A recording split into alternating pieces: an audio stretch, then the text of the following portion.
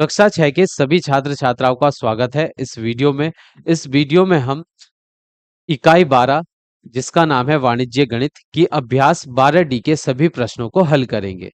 इस अभ्यास में प्रतिशत पर आधारित प्रश्न पूछे गए हैं जिनको हमें हल करना है।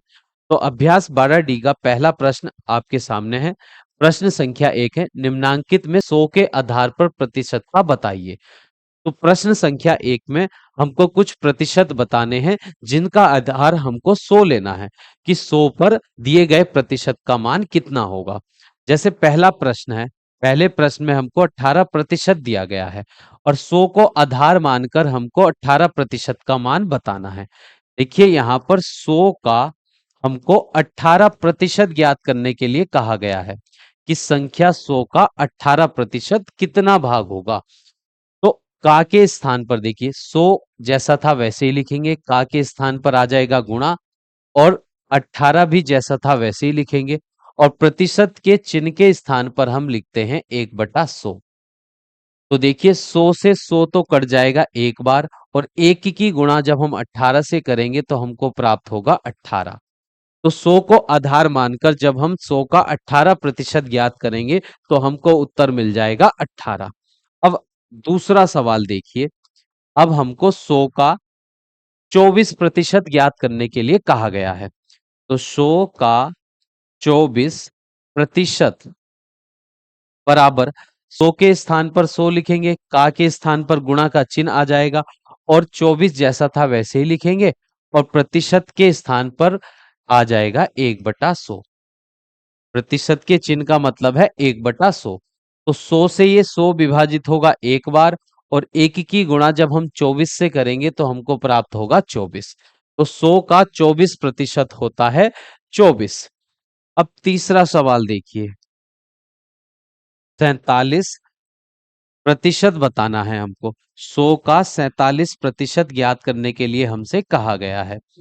तो 100 को जैसा था वैसे ही रखेंगे, का के स्थान पर गुणा का चिन्ह आ जाएगा, और फिर 47 है, और प्रतिशत के चिन्ह के स्थान पर हम लिखते हैं 1/100। तो 100 से 100 कट जाएगा एक बार, एक की गुणा 47 से करने पर हमको प्राप्त होगा 47। अब अगला सवाल देखिए, नंबर 4, 63% बताना है हमको। संख्या 100 का 63% ज्ञात करने के लिए कहा गया है। तो इसको हम लिखेंगे 100 का 63% बराबर 100 अपने स्थान पर जैसा था वैसे ही रखेंगे, का के स्थान पर गुणा का चिन्ह आ जाएगा, फिर 63, और प्रतिशत के चिन्ह के स्थान पर हम लिखेंगे गुणा 1/100। तो यहाँ पर भी 100 से 100 एक बार विभाजित होगा, और एक की गुणा 63 से करने पर आ जाएगा 63।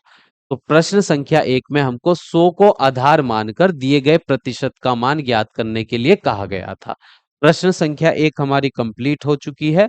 अब देखिए प्रश्न संख्या 2। प्रश्न संख्या 2 में कहा गया है, निम्नांकित को भिन्न के सरलतम रूप में लिखिए। प्रश्न संख्या 2 में हमको प्रतिशत में संख्याएं दी गई हैं जिनको हमें भिन्न के रूप में बदलने के लिए कहा गया है। तो पहला प्रश्न है, यहाँ पर पहला सवाल है 12%। इस 12% को भिन्न के सरलतम रूप में लिखने के लिए हमसे कहा गया है। तो 12 जैसा था वैसे ही लिखेंगे, और प्रतिशत को जब हम भिन्न में बदलते हैं तो प्रतिशत के चिन्ह के स्थान पर आ जाता है 1/100। अब देखिए 100 की गुणा 1 से करने पर आएगा, यहाँ 12 की गुणा 1 से करने पर आ जाएगा 12, और हर में 100 जैसा था वैसे ही लिख देंगे। अब इस भिन्न को हमें सरलतम रूप में लिखना है। तो 12 और 100 के एचसीएफ से हम दोनों को भाग कर देंगे। 12 और 100 का जो में से होगा उससे हम इन दोनों संख्याओं को भाग कर देंगे, तो भिन्न का सरलतम रूप हमको मिल जाएगा। तो यहाँ 12 और 100 को हम ज्यादा से ज्यादा 2 से विभाजित कर सकते हैं, इन दोनों का एचसीएफ 2 होगा। तो 2 ज्यादा से ज्यादा इसको 4 से विभाजित कर सकते हैं, एक ही बार में उत्तर आ जाएगा 4 तिया 12, और फिर 100 को जब हम 4 से भाग करेंगे तो 4 दूनी होते हैं 8, 2 बच जाएगा, उतारेंगे 0, 4 पंजे 20, तो आ जाएगा 25। तो 12 4 से 3 बार विभाजित होगा, और 100 4 से 25 बार विभाजित होगा। तो इस भिन्न का सरलतम रूप आ गया है 3/25। तो 12% को जब हम भिन्न के रूप में लिखेंगे तो वह आएगा 3/25। अब अगला सवाल देखिए, सवाल नंबर 2, 15%। अब 15% को भिन्न के रूप में बदलने के लिए 15 को जैसा था वैसे ही लिखेंगे और प्रतिशत के चिन्ह के स्थान पर आ जाएगा 1/100। अब 15 की गुणा 1 से करने पर हमको 15 प्राप्त होगा, हर में 100 जैसा था वैसे ही रख देंगे। अब ये 15 और 100 है, अंश में 15 है, हर में 100 है, इनको हम इन दोनों संख्याओं के मैसे से भाग करेंगे। तो मैसे यहाँ पर होगा 15 और 100 का वह बड़ी से बड़ी संख्या जिससे हम इन दोनों संख्याओं को भाग कर सकते हैं, तो 5 होगी। 5 तिया 15 और 5 से जब 100 को भाग करेंगे तो 5 दूनी 10 और एक 0। तो 15% का भिन्न रूप, सरलतम रूप आ जाएगा भिन्न में 3/20। 3/20 15% का सरलतम रूप हो जाएगा भिन्न में। अब अगला सवाल देखिए, सवाल नंबर 3। 75%। 75% को भिन्न में बदलने के लिए 75 को जैसा था वैसे ही लिख देंगे। प्रतिशत के चिन्ह के स्थान पर 1/100 आ जाएगा, फिर बराबर का चिन्ह। 75 की गुणा 1 से करने पर आएगा 75 और बटे में है यहाँ पर 100। 75 और 100 किस संख्या से पूरा पूरा विभाजित हो जाएंगे, किस बड़ी से बड़ी संख्या से? 25 से। देखिए 25 या 75 और 25 चौका होते हैं 100। तो 75% का भिन्न में सरलतम रूप होगा 3/4। 3/4। अब अगला सवाल देखिए, सवाल नंबर 4। 35% को भिन्न के रूप में हमको लिखने के लिए कहा गया है। तो 35 जैसा था वैसे ही रहेगा, प्रतिशत के चिन्ह के स्थान पर 1/100 आ जाएगा। अब देखिए 35 की गुणा 1 से करने पर 35 मिलेगा, हर में रहेगा 100।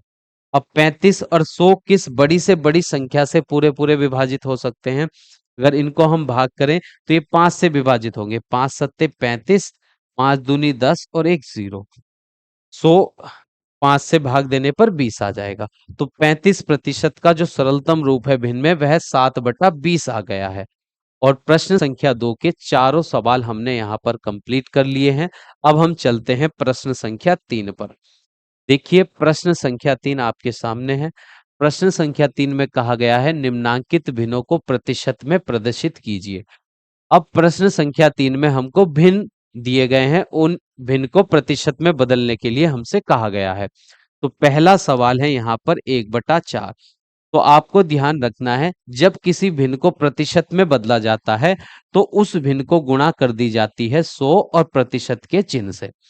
किसी भी भिन्न को प्रतिशत में बदलने के लिए उसको 100 और प्रतिशत के चिन्ह से गुणा कर देंगे। तो यहाँ पर बराबर का चिन्ह, 100% की गुणा 1 से करने पर अंश में तो आएगा 100% और हर में रह जाएगा 4। अब 4 से देखिए, 4 से अगर 100 को भाग करें तो 4 दूनी 8, 2 शेष बचेगा, 0 उतारने पर 20 हो जाएगा, 4 पंजे 20। तो ये आ जाएगा 25%। 1/4 भिन्न को जब हमने प्रतिशत में बदला तो आया 25%। अब अगला सवाल देखिए, सवाल नंबर 2। 3/20। 3/20 को हमको प्रतिशत में बदलने के लिए कहा गया है। तो भिन्न को प्रतिशत में बदलने के लिए हम गुणा करते हैं 100 और प्रतिशत के चिन्ह से। अब 100 की गुणा देखिए, इसको 20 से ये 100 विभाजित होगा 5 बार। 20 पंजे 100, 20 पंजे 100 और 5 की गुणा 3 से कर देंगे तो आ जाएगा 5 तिया 15 और प्रतिशत का चिन्ह। तो 3/20 जो भिन्न है उसको जब हम प्रतिशत में बदलेंगे तो आ जाएगा 15%। अब अगला सवाल देखिए, सवाल नंबर 3। 2/5। भिन्न 2/5 को प्रतिशत में बदलने के लिए हम इस भिन्न की गुणा कर देंगे 100 और प्रतिशत के चिन्ह से। अब देखिए 5 से हम इस 100 को पूरा पूरा विभाजित कर सकते हैं। 5 दूनी 10 और एक 0। 5 से जब हम 100 को भाग करेंगे 20 आ जाएगा। अब 20 की गुणा 2 से करने पर हो जाएगा 20 दूनी 40 और प्रतिशत का चिन्ह। तो 2/5 का प्रतिशत में मान होगा 40%। अब सवाल नंबर 4 देखिए, सवाल नंबर 4 है 3/4। अब इसको हमें प्रतिशत में बदलने के लिए कहा गया है। तो 3/4 लिखेंगे, प्रतिशत में बदलने के लिए 100 और प्रतिशत के चिन्ह से गुणा कर देते हैं। अब 4 से अगर हम इस 100 को भाग करें तो 4 दूनी 8, 2 बचेंगे, 4 पंजे 20, 20 हो जाएगा ये। और 25 की गुणा 3 से करने पर आ जाएगा 25 या 75%। तो 3/4 को जब हम प्रतिशत में बदलेंगे तो आ जाएगा 75%। प्रश्न संख्या 3 हमारी कंप्लीट हो चुकी है।